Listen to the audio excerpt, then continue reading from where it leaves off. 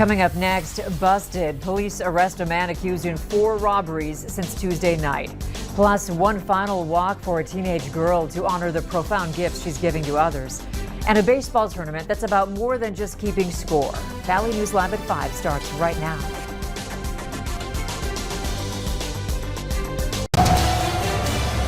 This is Valley News Live at 5. We begin with a story we were the first to bring you this afternoon. The man behind a string of armed robberies this week has finally been arrested. Police arrested 21-year-old Hunter Havisto in South Fargo this afternoon. He was wanted in connection with the armed robbery of M&H off of Main Avenue yesterday, but also 2 other robberies that happened earlier this week and another one today at Mr. Money. We've had crews in multiple locations across South Fargo following the situation as it developed all afternoon. Kicking off our team coverage is Valley News Team's Aaron Walling live where the arrest was made just over an hour ago. Aaron, what do you know?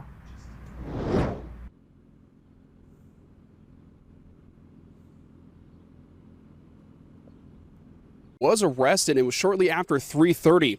Now, an officer on scene came over to us and talked to us about what they had seen. They had said that they had found him at the 2100 block and they were still investigating it. But right after that, then they discovered, and actually they had arrested him. And the building that is actually behind me is the 2121 location where he was arrested. And currently they are still investigating. There's about 4 or 5 officers and also a sheriff is on scene trying to investigate, trying to figure out what exactly happened in him getting here. And this all started this morning when a vehicle that was taken, that was a stolen vehicle, was involved with an incident that took place at Mr. Money. But that actually is we're going to actually head over to Valley News Team's Bailey Hurley, who has more information. Bailey?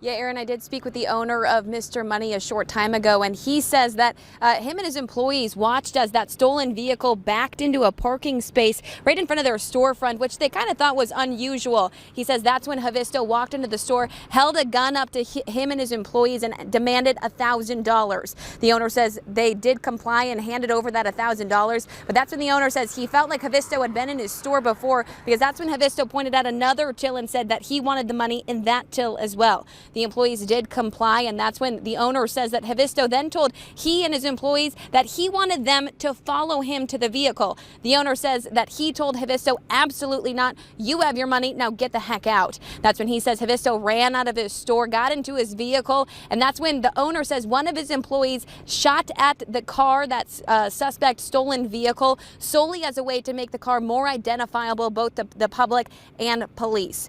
There at one point there was a large amount of shattered glass here in the parking lot that has been cleaned up by now. That suspect vehicle did flee from here and ended up in the 25th Avenue, 13th Avenue area. And of course, we all know that Havisto then was later arrested. I did have a chance to tell the owner of Mr. Money that Havisto had been arrested. He thanked me for telling him that and just said he's so glad that no other business owners are going to have to live in fear that they might be next or have to go through what both he and his employees, as well as several other businesses, have gone through the last 24 to 48 hours.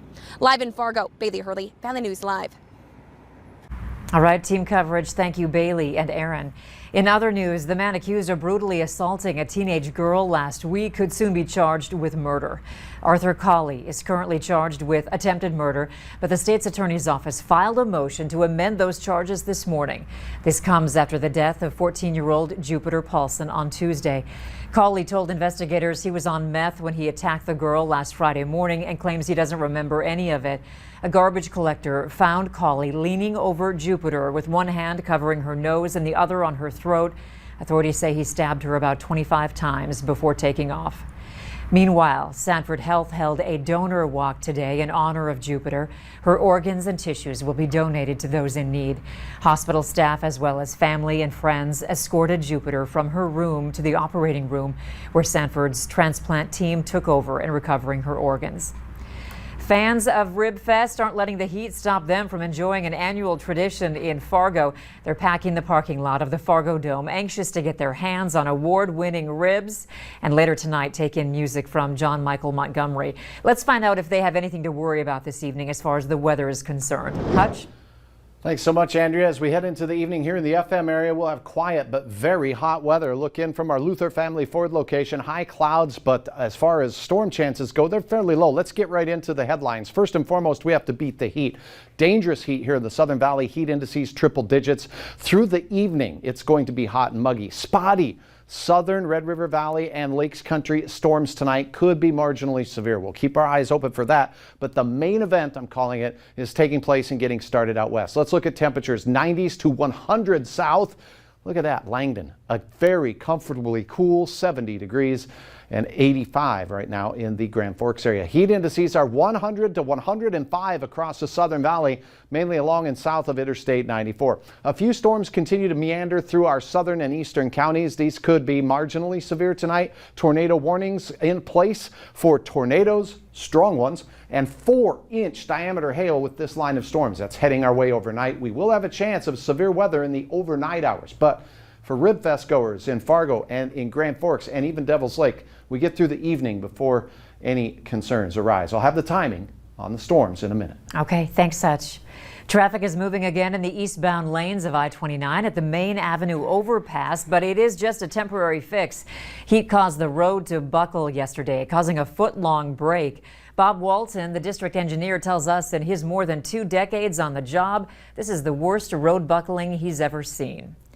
A Becker County jury convicted Morris Dodd Jr. of second-degree manslaughter, culpable negligence today for causing the death of a retired Lake Park police chief. Dodd shot 53-year-old Jay Nelson while he was hunting back in November 2018 on the White Earth Reservation. Dodd says he was trying to shoot a deer. Dodd previously pleaded guilty to 2 counts of ineligible person in possession of a firearm. He hasn't been allowed to own guns since being convicted of sex crimes back in the 90s. He will be sentenced next month. A man from northern Minnesota will spend over a year in jail after killing and beheading a 700-pound bear. Prosecutors say that 39-year-old James Stimmick entered the Red Lake Indian Reservation without permission in 2019 and used a compound bow to kill the bear. Stimmick went back to the reservation the next day and posed for photos with it before using a saw to remove its head as a trophy. He's been sentenced to 15 months in prison. Happening right now, Fargo City officials are meeting with contractors to try and figure out what to do with the old Mid-America Steel site. The abandoned buildings have been targeted by arsonists twice this year, so the city is tearing them down, and they want your input on what should go up in their place. The meeting is currently underway and runs until 7 in the Sky Commons Conference Center. You could walk in and get your COVID vaccine in Moorhead, no appointment necessary. Clay County Public Health is holding walk-in vaccine clinics on Thursdays for the rest of the month.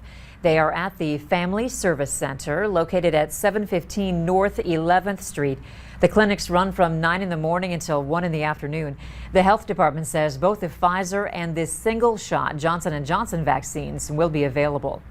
If you're looking for more places to get the vaccine, use our VNL vaccine tracker. It's on the homepage of our website, or you can open your phone camera and point it at the QR code on your screen, then tap the link that pops up. High school graduation rates in Minnesota held steady in 2020 despite the pandemic disrupting the last few months of the school year. Almost 84% of last year's seniors graduated in 4 years. That is a new record, but only by 1/10 of a percentage point over 2019. Dropout rates continued a steady decline, dropping from 4.4% to 3.7%. Data for the class of 2021 won't be available until sometime next year. Minnesota Governor Tim Walz is urging lawmakers to put aside their ideological differences and pass a budget on day 1 of this month's special session.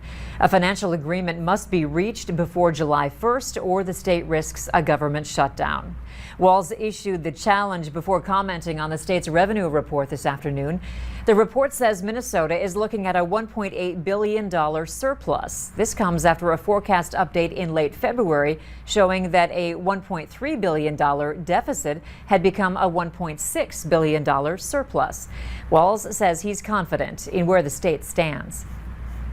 These numbers today certainly validate the point that Minnesota's fiscal position from the budget that we did in 2019, the AAA bond rating that we have, Minnesota's fiscal position is the strongest of any of the 50 states.